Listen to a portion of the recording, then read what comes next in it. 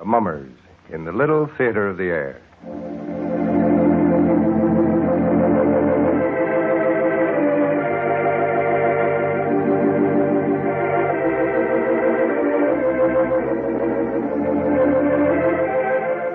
And now the Hermit.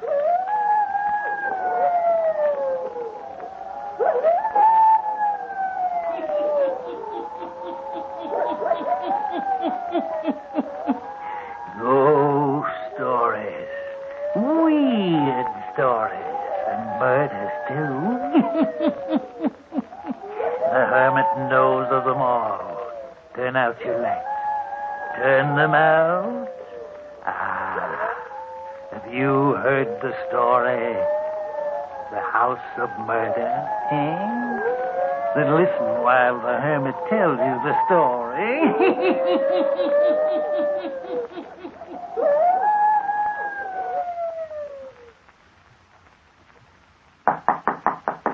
Yes, come in.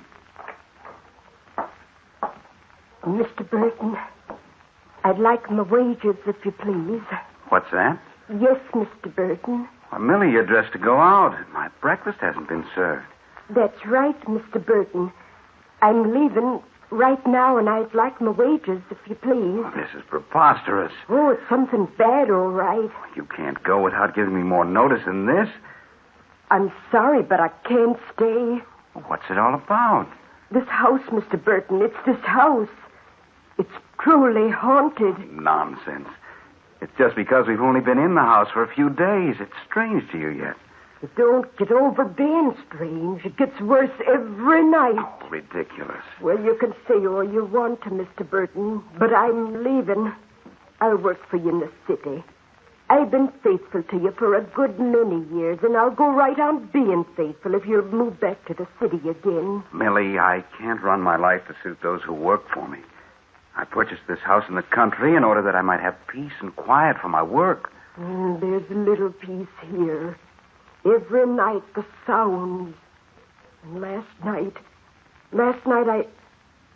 Oh, I don't want to talk about it. Please, Mr. Burton, I've got to be leaving this morning. How are you going to get into town?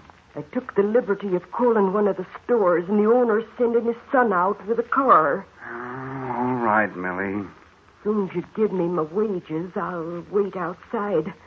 I'm afraid to stay inside any longer. Why, of all the absurd... If you value your life, you'll get out, too.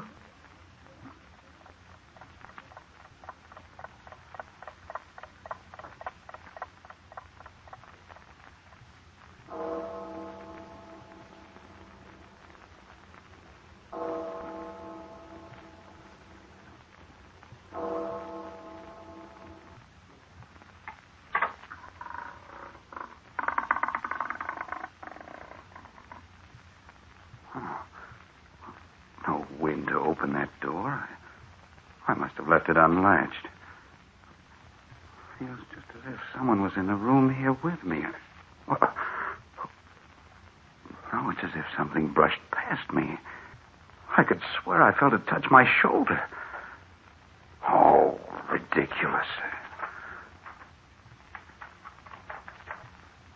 Pages turning. Pages of my ledger turning. Just as if a hand moved the pages.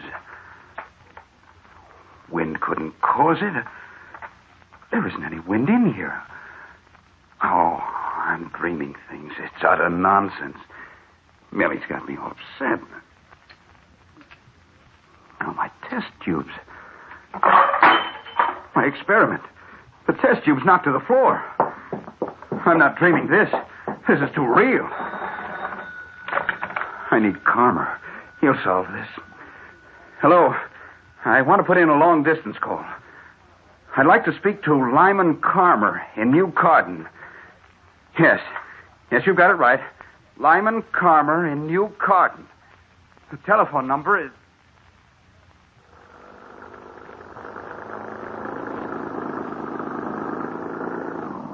How much farther do we have to drive into the wilds, young man? We're almost there now.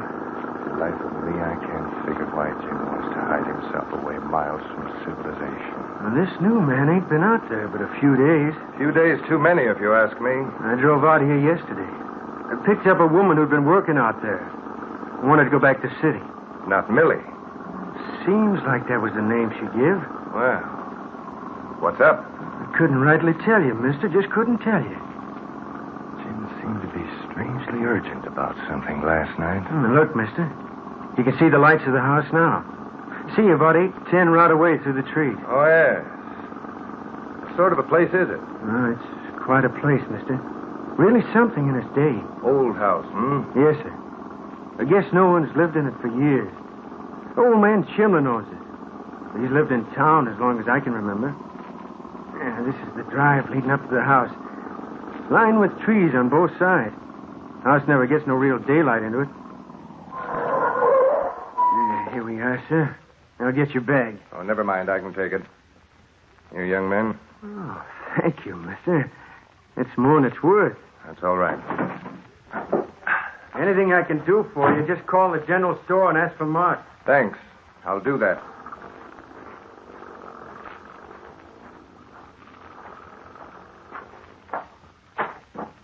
Lyman. Jim. Hello, Jim. I began to think you didn't make the train. I was 40 minutes late. Come on in. Nice of you to come. You old recluse. The idea of picking a spot no man ever heard of. Bring your things into the sitting room. We'll go upstairs later. All right. Well, this is nice. Uh-huh. Sit down. Thanks. Yes, Millie got it fixed up pretty well before she went back to the city. My laboratory is right off this room. Everything handy. You had dinner, Lyman? Yes, Jim. On the train. Good. I'm not much at fixing meals. The young man, Mark, from the general store, said that Millie had left you. What's the idea? I'll tell you all about it. That's why I called you. Well, it's nice here, Jim, but I can't see why you chose a place so far away from everywhere. Oh, I like it here. Well, that's reason enough, I guess. Millie coming back to take care of you? No. No, I'm afraid not. Lyman, Millie left because she was certain that this house is haunted. Oh, Jim. I called you last night because I remember a story you once told. Story of a haunted house. You told it as if you gave credence to the tale. Is that so? I remember well. That's why I wanted you here. Well, Jim, you don't think by any chance that this house is haunted, do you? I'm not so sure but what I do. Oh, absurd. You think it impossible? Well, naturally. You didn't talk that way when you were telling us that evening of a place off the coast you knew that was haunted. That was a fireside tale. Quite different from reality. Lyman, it's only a short time until midnight. Will you come into the laboratory with me? Will you sit in there with me for a little while and see if the same things that happened last night occur again? Of course. If the same things do occur again, I shall be convinced that Millie was right. I shall be quite sure that something does happen. Does haunt the house.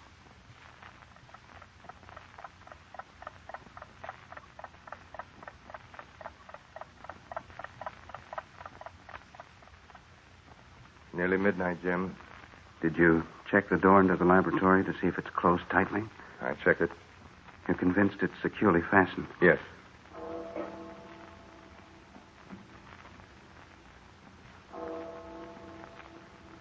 Just striking midnight. Yes. This was the hour last night. What are we to watch for? The door first. The door into this laboratory.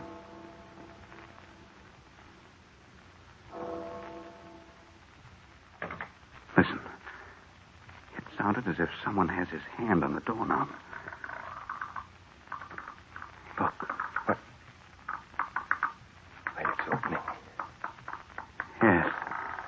Just as it did before. There's no wind tonight. No, last night. Lyman, do you feel the presence of someone in this room? Someone besides us? No, I don't. I do. What is it? Once again, it was as if something brushed past me. Touched my shoulder. What's that?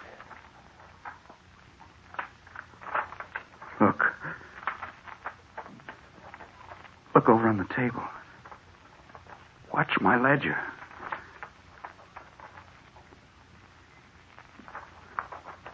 You see? The pages of my ledger are turning. As if a hand is on them. Jim, I can't believe my eyes. It's incredible. Now look. On the workbench. See? Something is moving those test tubes. I'm going to stop this before all my experimental work is ruined. What are you going to do? I'm going to walk over there, put my hands on the rack. Lyman, something touched my hand. Something that felt like sharp nails digging into the flesh. Oh, it's your nerves, Burton. Lyman, there's something in this room. Something that moves about in here. Some unseen thing that enters the door and moves in this room. Don't let your imagination run away with you, Jim. There is a thing in the house beyond scientific explanation. You know it. It's something vital and alive. A thing of power and locomotion. And it's up to us to find out what it is.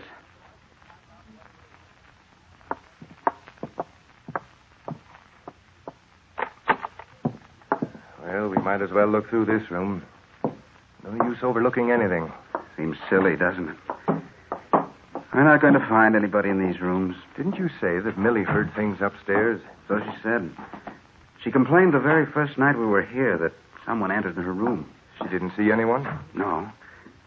She didn't see any more than we did just a while ago downstairs. Now that the incident of downstairs is past, it seems to me that it never happened. Perhaps it was your power of suggestion that made us both think we saw movement. Well, nothing out of the ordinary in this room. No. Well, what do you say we forget it and get some sleep, All right. We're not going to discover anything tonight, I guess.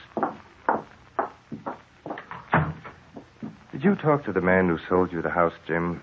Jim? Yes. Sure. He brought me out here after I'd chanced upon the place. We went all through it together. Of course, he didn't say why the house had stood unoccupied for a long time. Yes, he did. Said that after his wife died, he wanted to live in town. But he was getting too old to keep up a place like this. Uh-huh. Said that up to this time, he couldn't find anyone who could afford to buy it. Oh, well, we'll go downstairs and get your things and bring them up to your room. Lyman, what was that? Something downstairs. It came from the laboratory. I know it did.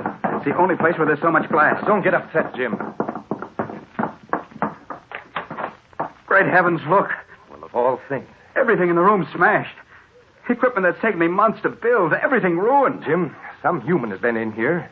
Someone who's trying to stop your experiment by destroying your equipment. Wipe out your work. Oh, ruined. It'll take months to arrive at this point in my experiment again. Someone has been hiding downstairs here, Jim. Now, we've got to find out where and who it is.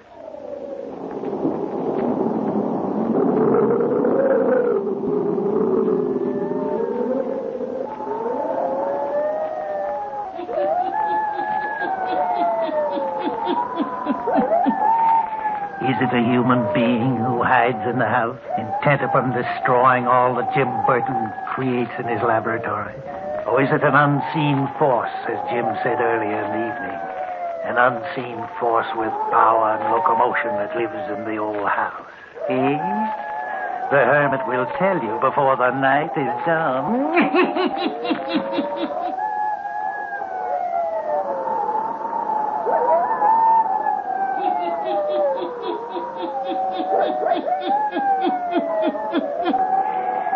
It is the following night. Jim Burton and his friend Lyman Carmer sit in the laboratory. Just a few minutes ago, the clock struck midnight. Right now, Burton is busily engaged building up step by step the experiment which has been ruined the night before. Lyman Carmer sits watching him.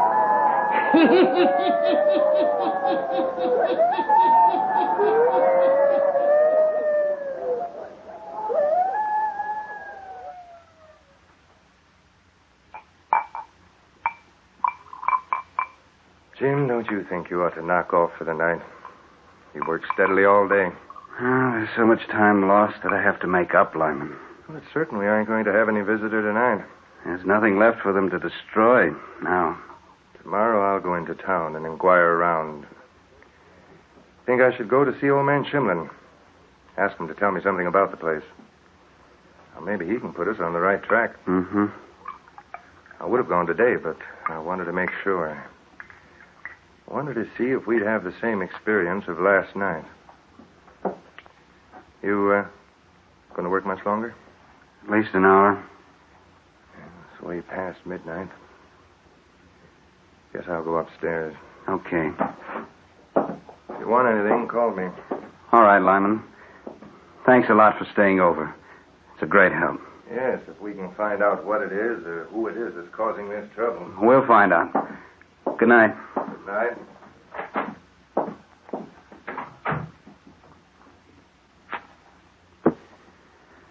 Let's see. Next step is to unite the two chemicals to form step B. Where's that ledger? Yes. And the next step I performed was... Oh, wait. Pages in the ledger. Page 5, 6. A page is missing from here. Every step I'd worked out and put down is torn out of this book.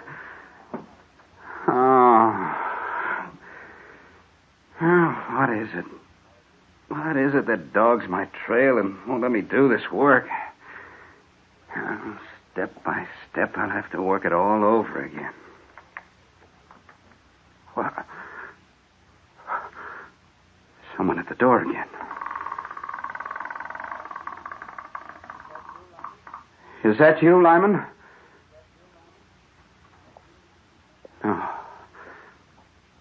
No, it isn't. Just as before, I feel the presence of some person in this room. As if they were standing over me. What do you want? What is it you... Something around my neck. Something choking me. Choking me. Jim, help. Help me. Jim, help.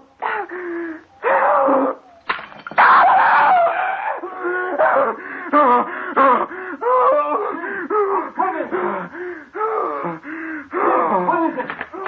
What's happened? Fainted. Fallen to the floor. Jim. But... Great heaven. His whole face is burned by the stuff he was working with. Hello? Oh, for heaven's sake, hurry. Hello, operator. Send a doctor to the old Chimlin place right away. Hurry. There's been a terrible accident. Man's face is almost burned away.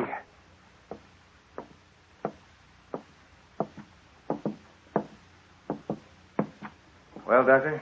I'm afraid it's quite hopeless. If he lives, his sight will be gone. His face horribly scarred. Poor Jim. We'd only gotten out of this place last night. Did you call Asa Chimlin as I asked you to do? Yes, he should be here any minute. I'll wait then. Sit down, Doctor. After the story you told me about the experience you've had, I think it's up to Chimlin to tell his story. You sound as if there was something very mysterious. Something that Jim should have been told before he bought this place from Chimlin. If it had been told, it would have saved him the agonies he's going through right now. Mr. Karma, what I know has given me in professional confidence. What others in the town might have told you would have been gossip. And no one tells gossip about Asa Chimlin. How so, Doctor? Well, he's the owner of many mortgages, many notes. A man of wealth and power in our community. I see. Oh, there's a car turning in the drive, Mr. Karma. It must be Chimlin. I'll go up to Mr. Burton again. Call me if Chimlin refuses to speak. Well, thank you.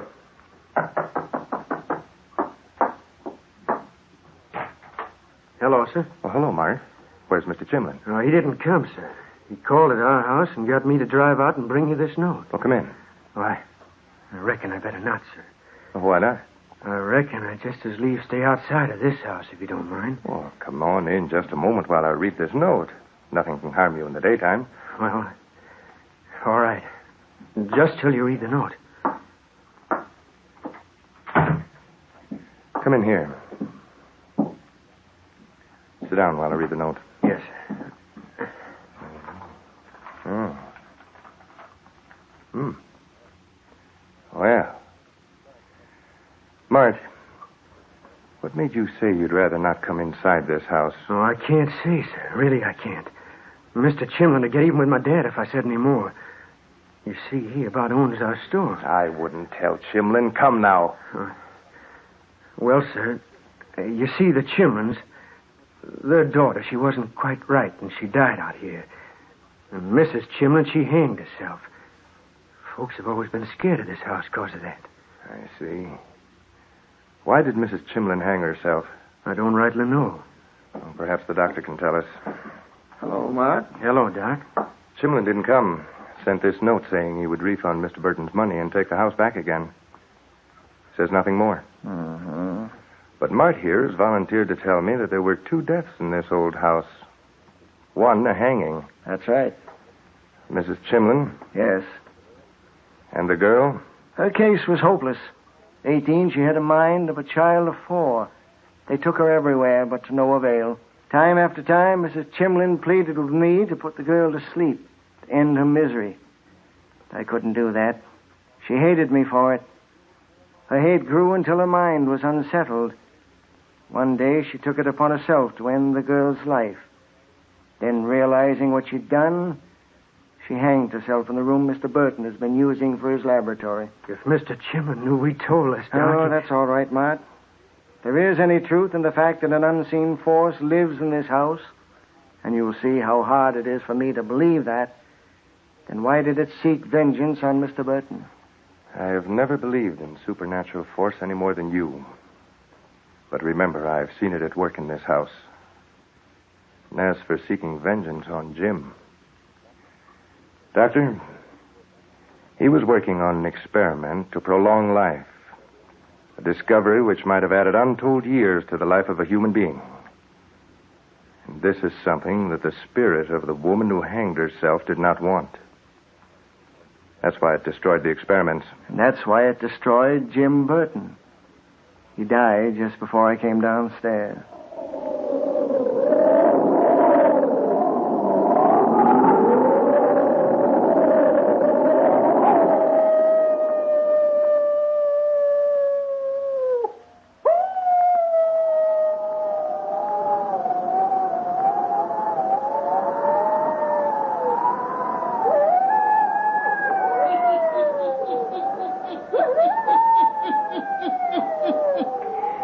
The hermit knows that in the old house, the unseen force was the spirit of a woman who took her own life. A woman who could not rest in her grave. A woman who returned to destroy anything that might prolong life. Yes. She killed Jim Burton by the power of supernatural force. Turn on your lights. Turn them on. I'll be back. Pleasant dreams.